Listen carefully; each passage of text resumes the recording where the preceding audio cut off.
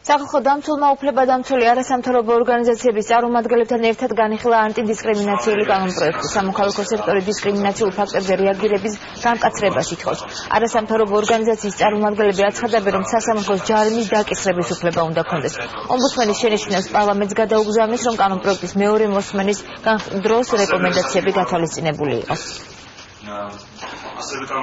საუბარი არის იმაზე, რომ მოხდეს სასამართლოს გამოყენება დაჯარიმების ნაწილში არა უშუალოდ სახელმწიფო არამედ სასამართლომ მოახდინოს დაჯარიმება კონკრეტულ ფაქტებთან დაკავშირებით. მნიშვნელოვანი არის იურიდიული დახმარების სამსახურის გარკვეულწილად გამოყენება ამ პროცესში, რომ დისკრიმინაციის მსხვერპლს ჰქონდეს სახელმწიფოს მხრიდან შესაძლებლობა მიიღოს იურიდიული დახმარება.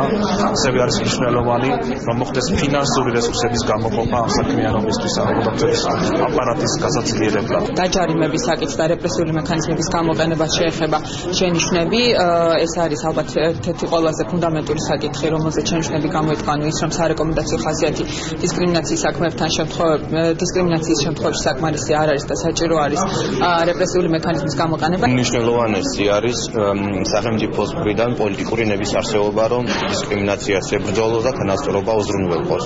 ის თუ როგორ იქნება უზრუნველყოფილი, ეს უკვე არის ასე ვთქვათ ტექნიკის საქმე. ყველა ადამიანი თანასწორია და არ უნდა ხდებოდეს ადამიანების დისკრიმინაცია სხვადასხვა ნიშნით. ეს არის კონსტიტუციით გარანტირებული უფლება თითოეული მოქალაქეს. ასე რომ სახელმწიფომ სწორედ ამ ამოსავალი წერტილიდან უნდა იზრუნოს მოქალაქეთა თანასწორობაზე და იმ შემთხვევაში თუ ეს თანასწორობა ვერ იქნება უზრუნველყოფილი, ბუნებრივია კანონმა უნდა განსაზღვროს ის მექანიზმი, რომლითაც სახელმწიფო იმოქმედებს